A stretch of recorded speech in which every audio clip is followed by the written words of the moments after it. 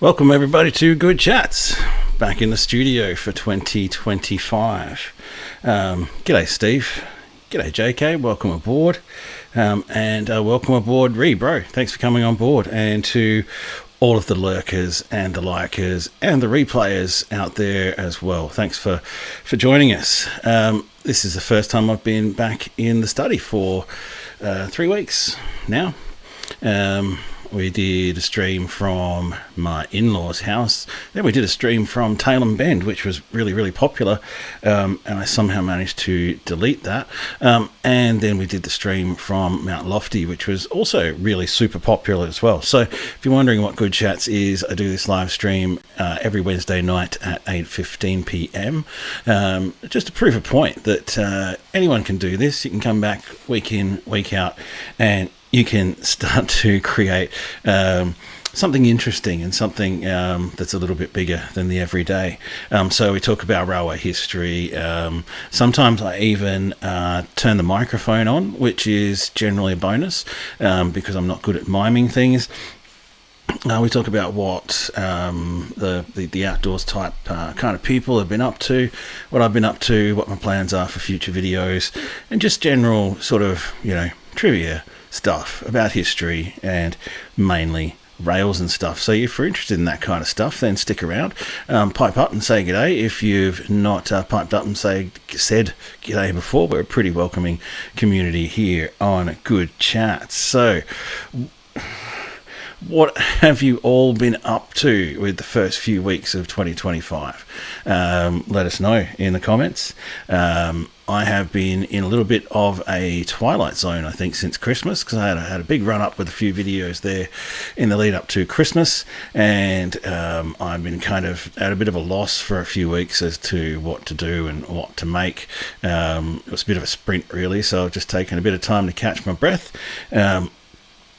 Obviously been doing the live streams out on location, so that's kept me busy for the last couple of Wednesdays, but just been diving into part of my media coordination for Walking SA and other volunteer projects as well. So what have you been up to? Let us know. G'day Luke, happy new year and all that to you from the Northern Territory. Thanks for coming on board.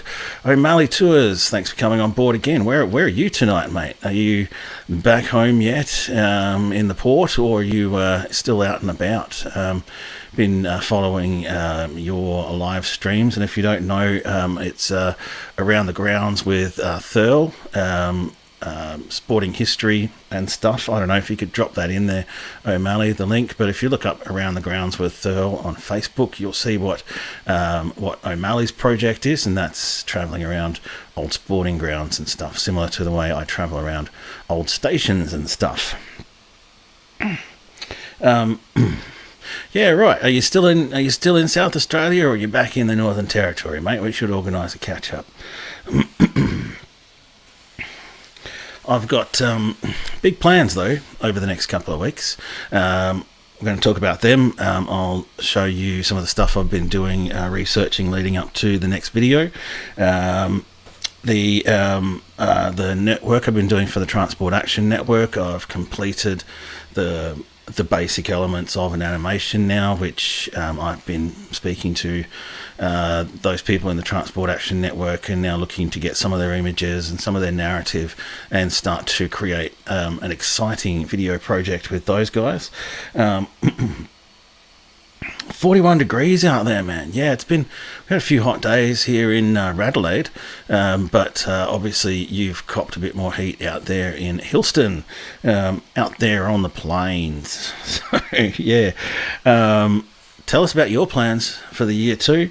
I know one of my big plans for 2025, if you hadn't noticed, was I'm exploring ways to make more money out of the channel. Basically, I've been monetized and been paid ad revenue for about a year now, and it's basically been pocket money.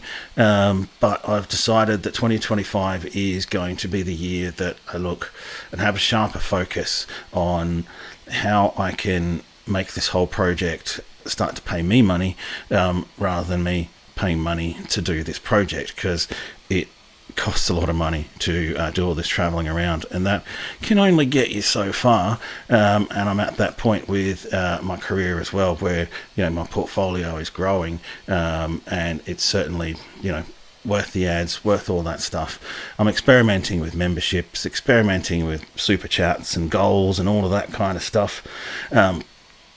So I'm experimenting with monetization too on the stream.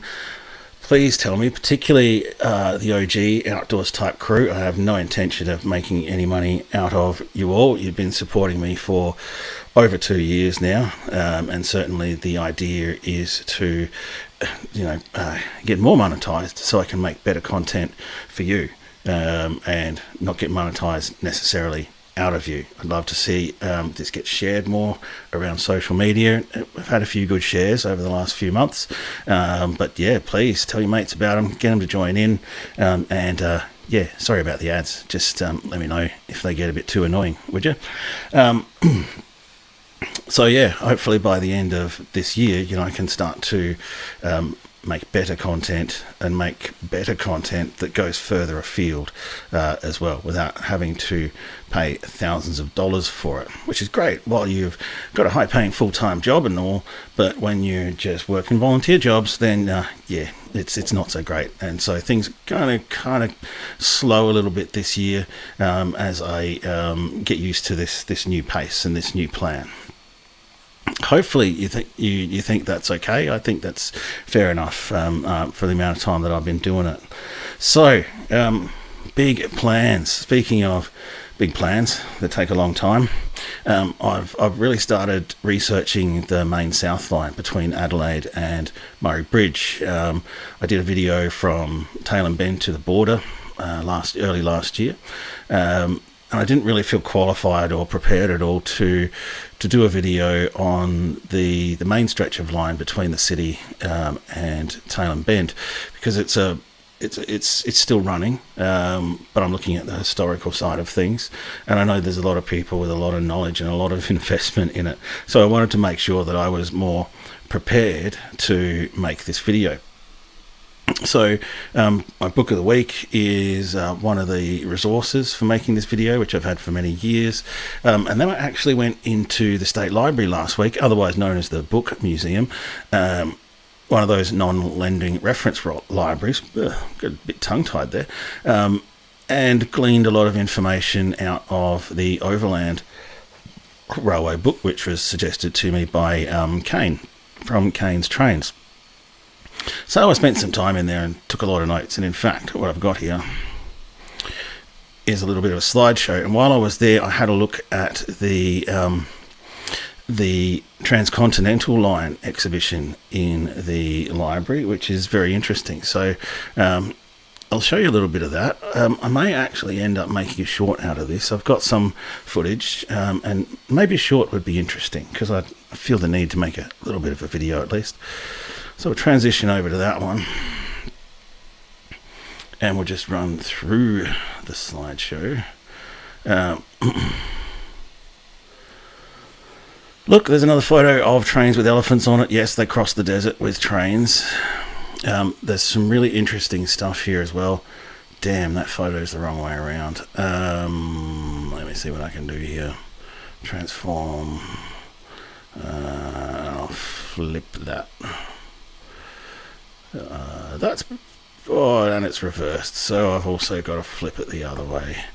And what do we do here? We go flip horizontal. There you go, you can read it now.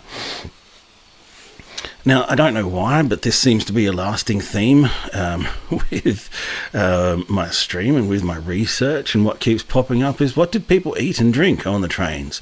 The refreshment room. So here's some original souvenir menus from the old Garn train. Let me see if I can see when that was dated. Can I get something to zoom in on that? 1941 and 1942 menus.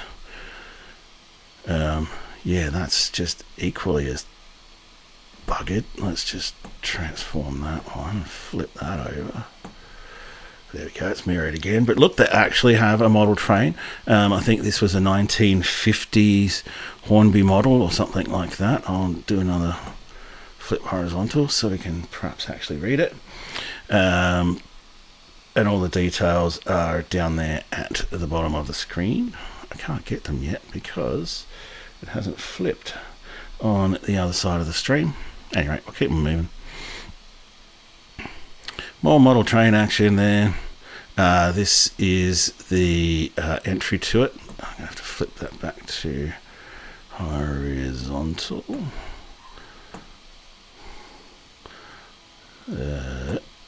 That doesn't make any sense either. Let's transform this again.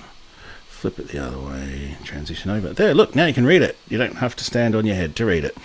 This is the entryway to that exhibition. Thoroughly recommend it if you're in town and you're a train buff. 3,500 Ks, O'Malley. Yeah, that's a lot, man. You kind of know the... you would know the Eyre Peninsula very well by now. I presume it was windy most of the time. Generally, my experience of the Eyre Peninsula has been a very windy one. So what I went on and did after that was, basically do the equivalent of photocopying in 2025. So that's giving me plenty of good reading material, and essentially one of the best references I've seen on the South Line to Tailem Bend. So yeah, I'll be poring over that. I'm about halfway through my research and making notes at the moment, sort of up to about a couple of thousand words, and I'll totally overdo the narrative, and then I'll boil that all back down. Then I'll decide where I need to go to make the video. I will get some photos. I'll make sure that I've got as much of a old photo collection as I can before I go out, so I can perhaps match photos, that kind of thing. And then from there I'll go out and shoot parts of the video one bit at a time. So there's a fair bit to do there. As I said, a lot of my videos can end up at 50 hours plus, and I kind of lose track at 50 hours plus, and so that's why it would be nice here in 2025 if I could start to see a little bit of a return for that, and that is appearing over the course of 2024. Each video has been getting more popular and earning more money as I release them, so it's not unreasonable for me to think that by the end of 2025, particularly with some big plans coming up, that we could start to see a return that actually perhaps at least covers the costs of these trips, let alone my time at the same time as well. So if you've got any big plans like that coming up, I'm still looking for somebody with a four-wheel drive who wants to drive me up to Alice Springs, because I've costed hiring a four-wheel drive from Adelaide, taking 10 days to go up to Alice and come back. You're talking $3,600 just for the four-wheel drive camper van to do that trip. That's before you do petrol, and that's before you do accommodation as well. So you definitely I definitely would be doing that as my passion project. But wouldn't it be nice, and that's part of the dream I think for all of us who do YouTube, wouldn't it be really nice if that could be reimbursed in some way, or we could recoup as much of the cost as we can?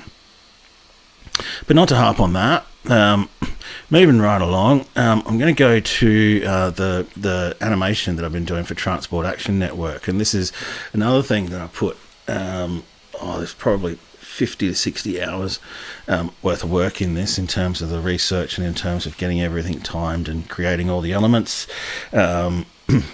Yeah, I know, JK. It's nuts, and that's kind of about as cheap as I can get it. I've done a lot of research, and look, to be fair, if you are taking 4-wheel drive up the Woodnadata track, and worse, once you head north of Woodnadata to Alice Springs, so yeah, you'd want to get paid a fair bit of money for that. Now we're still looking at the Adelaide to Nairn Railway, and this is the construction of the viaducts and some engineering images. We'll go to the other volunteer work I did, and this is about 50 or 60 hours worth of work in about 80 seconds.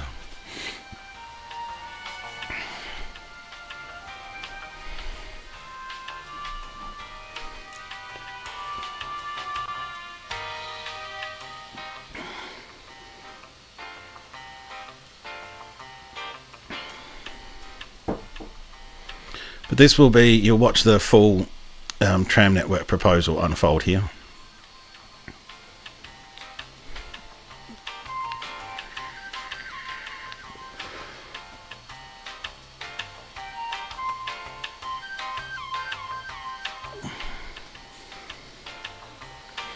I'm testing with zooming in and out here, and I've since worked out how to do it a lot better.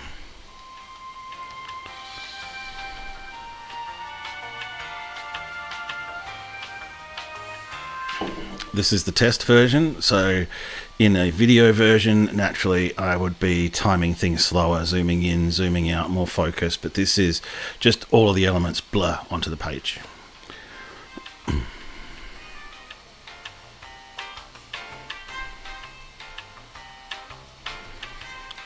And that's pretty much it. That's what you get for about 80 odd hours worth of animation in After Effects. I've created all of the graphic elements from scratch in Illustrator, and they're made to match the elements that were created by the Transport Action Network in PowerPoint or some other program. Oh, good day, plane train guy. You saw the tunnel there. Just quickly timed in before the Botanic Loop. I totally agree with you, plane train guy. My personal opinion is I would like to see every other part of this plan implemented, and then it may generate enough traffic for an underground loop, but they didn't start building underground loops. Well, they have built underground loops in cities of similar size of Adelaide, but you have to investigate the economics of what's going on there. There's just not enough people in Adelaide yet for that train tunnel to be worthwhile.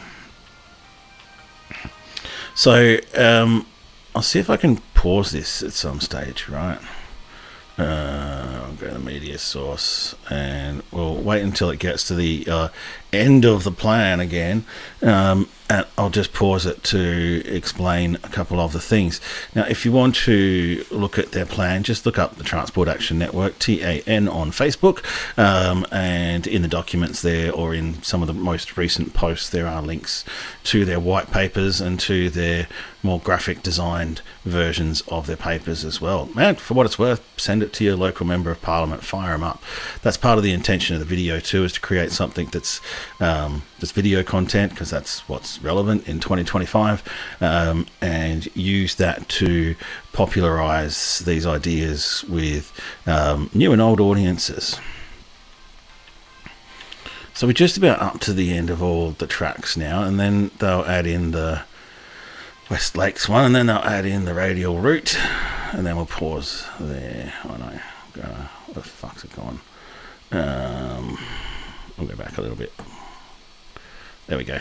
Radial route's not quite finished animating there, but oh, g'day Shane O'Ace, welcome aboard, mate. Thanks for coming on board.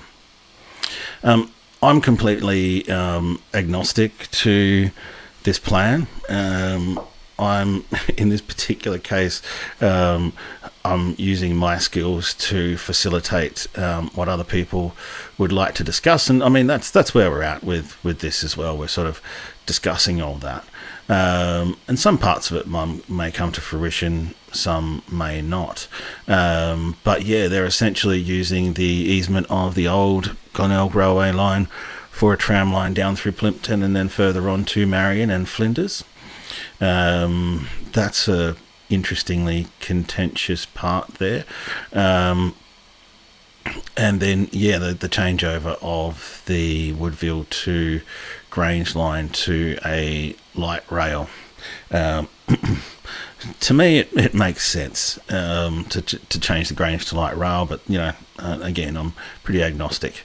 In this particular case, I suggest it's probably what's going to be the catalyst for being able to get a tram line down West Lakes Boulevard to West Lakes if that sees some huge development. The purple line is a radial bus line, essentially a expanded version, I guess, of the 300 bus service that goes around Adelaide. So they're talking about a radial bus service with main connections at all the places that you can see here. But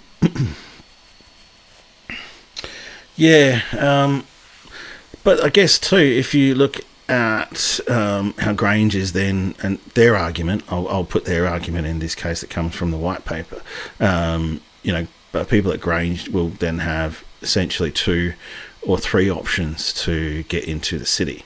And I think they did cover that timing element by suggesting that the direct route down Grange Road to the city would perhaps overcome the extra amount of time that it would take to get into the city. The West Lakes. Once one of the really ooh la la shopping centres in Adelaide, but shopping centres are having paint knocked off them left, right, and centre at the moment. With everything that's going on with online shopping and all of that, and West Lakes itself would be getting pretty old, and part of the reason the original West Lakes was so popular was Footy Park, let's face it, and now it's just an oval surrounded by more houses, so it's a bit like everywhere else in Adelaide, just more bloody houses. So this work's been interesting. Thanks for pointing that out, by the way, Luke's Fishing. It does look like a Sydney train map in a way, doesn't it? I've done all right there.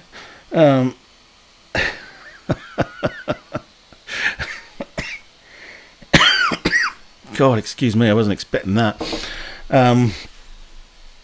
So introducing this animation, so the white space on the right or left of the screen is there because the original map documents that I based all this off weren't 1920 by 1080. However, that does mean that we can use this and put this within a window and bounce that around. We can, if you have a look at Transport Action Network, a guy called Jack's been doing some great work with AI and getting tram lines to appear on suburban roads where they're not. We'll integrate some of that.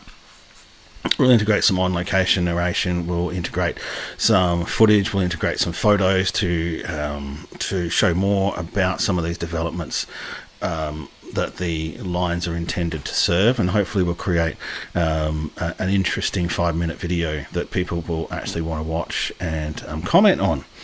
I knew when I saw this opportunity for the project, I knew that it would be something that would make some waves, and I know that most of Adelaide has an opinion on this one way or the other, so it's a great way to get out there and just push some buttons and find out what happens.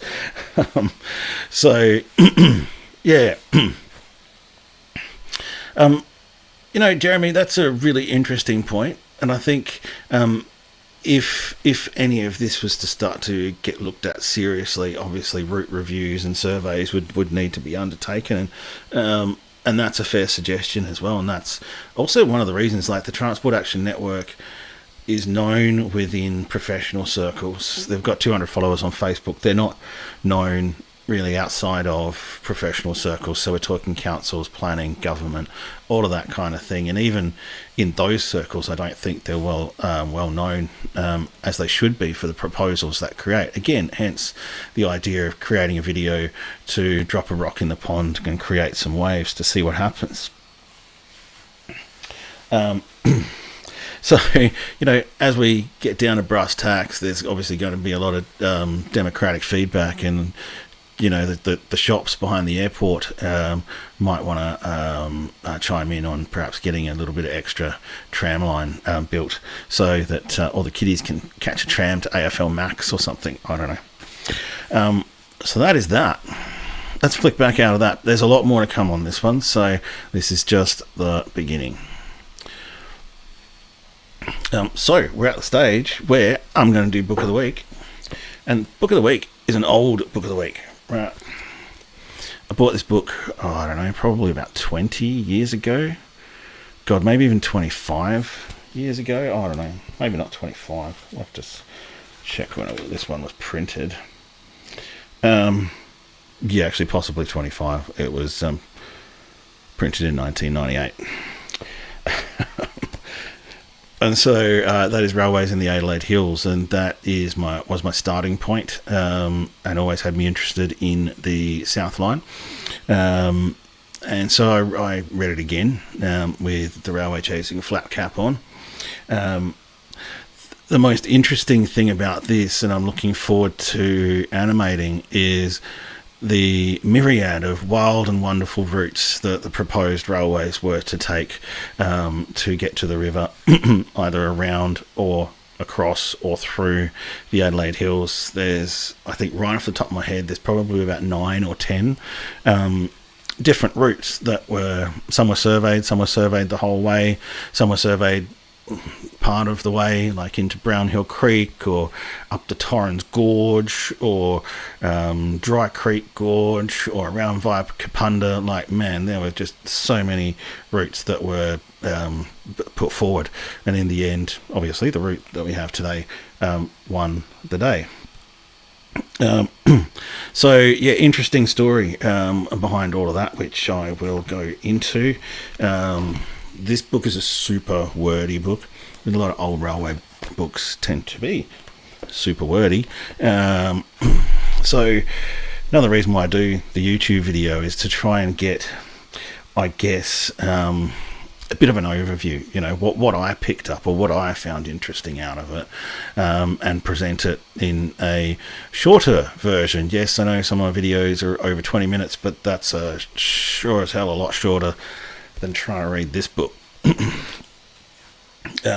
So lots of great history there on the lines. Yeah, excellent history of the Mount Pleasant and Cambrai line, which is also sort of the basis for the initial videos I did on those lines. Although back in those days I didn't go quite so far into the history of things. I just tended to do things visually, and nowadays I've started to delve a bit more into the history and present the lines through my eyes, I guess, which raises all sorts of interesting questions. And I do get phone calls now from people wanting to offer me more information on some of the railway lines that I've done, and I'll always take free advice wherever I can get it. So likewise, if you want to reach out, you want to send something through to me on Messenger, either direct or at Outdoors Type, or drop things in the comments, send me links, suggest books, suggest things that I've missed when I've been out there on location, because one of the things I'm trying to do is collect as much of that free advice as I can. The problem with a lot of this free advice, though, that I'm getting is that I'm getting free advice on the Penfield line and the Finsbury line and stuff like that, and I'm kind of not inclined to go back and redo those videos. So it's great that I'm getting that information, but what I really would like people to come forward with, if they have any anecdotes or personal knowledge or more information on things that might not necessarily be easily or publicly available on the south line between here and Murray Bridge. There is an old railway line from Glenelg down to Merino, very, very old SAR line. I am going to cover that one. Would love to hear from people who have got some opinions on whether or not there's stuff remaining on that line. I don't think there is, but it would be really interesting if we could even just turn up an old rail or something like that under the sand dunes. On that note too, I have noticed in Mile End, as part of sort of this research now, which is interesting because I've sort of thought about and looked around these areas a lot, but now I'm researching it from a different angle. I'm seeing things differently, and I've actually found a few spots which looks like publicly accessible in Mile End, in some of the old industrial areas there where there's still some railway lines in situ from the old Mile End workshops. So I'll be getting into things like that. Every time I do this, I learn a little bit more, and I just really love to get a lot more information from people before I actually go out there and do the video, and so I can share that information with everybody else. Tailem Bend is another one that I am going to go back to. I'm going to go back to the info station and museum there and have a look around inside one of these days. What I'd like to team that up with is to get into the I've forgotten what they're called right off the top of my head, but the railway yards there at Tailem Bend. I think I might even have a couple of links to those, which I'll start to reach out to. But if anybody knows of anybody and wants to open that conversation as well in terms of outdoors type, getting a tour around the workshops that they have there at Tailem Bend, that's certainly on the cards as well. Right, now we got up to 18 viewers. Now, I think that plan of the Transport Action Network's Intermetropolitan Public Transport Network really fired people up. So everyone's on board. All the old players, and hopefully some of the old replayers are out there as well. And some of the guys we haven't seen this year, like John Nicolai, we haven't seen Jack Wayman this year. Who else haven't we seen? We haven't seen Daryl this year. Kingsley's been back a couple of times. He's probably lurking or replay out there. Shouts out to you, man. So here we are.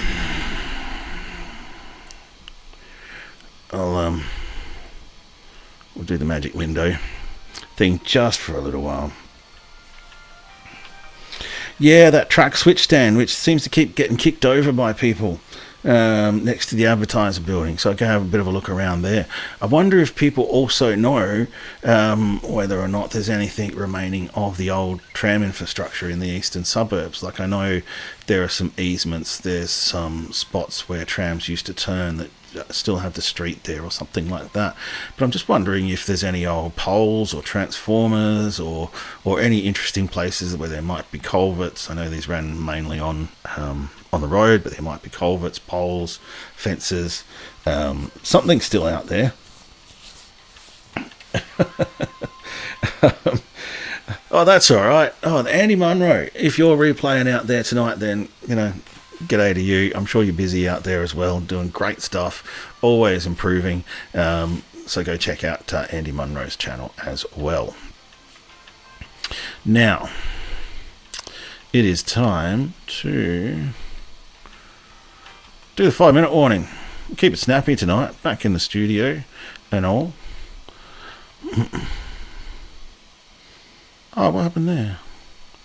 Oh, the video disappeared. I just changed that and the video disappeared. Oh, well.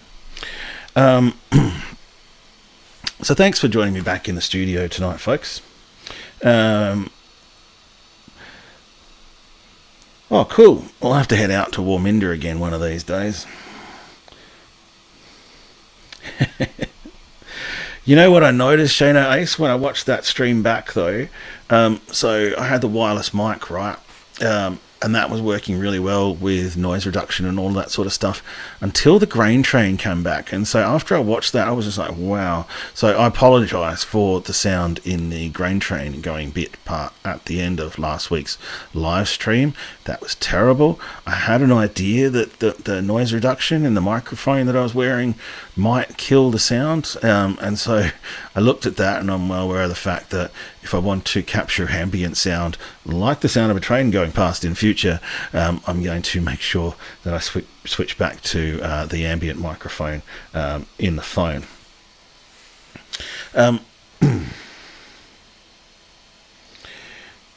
Overhead, but yeah, okay, that's exactly the kind of stuff I'm looking for there, JK. And how did I know that Mitchell would be a prime candidate for that? That's for a tram video later in the year as well. I'm going to need a couple of videos that don't involve $5,500 trips to the desert, just to keep the outdoors type ball rolling and keep my skills and keep me interested in getting out there and doing stuff. Oh, g'day Nico, welcome aboard. Thanks for chiming in. Glad you've been here tonight. Always great to have the old mages on board. So we've done the 5-minute warning. We've run through everything for this week. Next week, I did look outside, Shano, and kind of go, I could probably get away with about a half hour of stream. It's 8:51 now, and I'm looking outside, and it's getting too dark to do a stream, really. So, I've probably only got about another 2 weeks of this sort of small half hour of opportunity to do with stream. I'll have a think about it, but I probably will be going somewhere closer. If you've got any ideas of perhaps stations that I might like to go and have a look at in Adelaide, alternatively, I could go out at Angaston, but that's an hour drive, an hour back for half an hour on location. You never know though. We'll see how we go. Okay. So, thanks to Steve, thanks to JK, thanks to Ree, thanks to Luke from Luke's Fishing in the Northern Territory, smashing it up there. O'Malley Tours, thank you for coming on board, smashing it over there on the Eyre Peninsula as well. Who else we had on board? Plane Train Guy, great to see you again. Shana Ace, great to see you again too. Love to get all of your opinions on what's happening in the world of rail history and rail planning. How about that? I kind of get into a bit of the past and a bit of the future. So that's kind of where I'm at. I'll find out where the hell Famous Street is. I think I know the one you mean, actually. Down by Dry Creek there. And thanks for coming on board, Nico, as well. Thanks to all the replayers. Great to have you all on board. We do this every week at 8:15 p.m. every Wednesday. Maybe even out in the field next week at Foamers Street, which I'm sure you'll all be familiar with. And maybe back in the studio. I might even remember to turn the microphone on. Till next week. Thanks, everybody. Have a good one.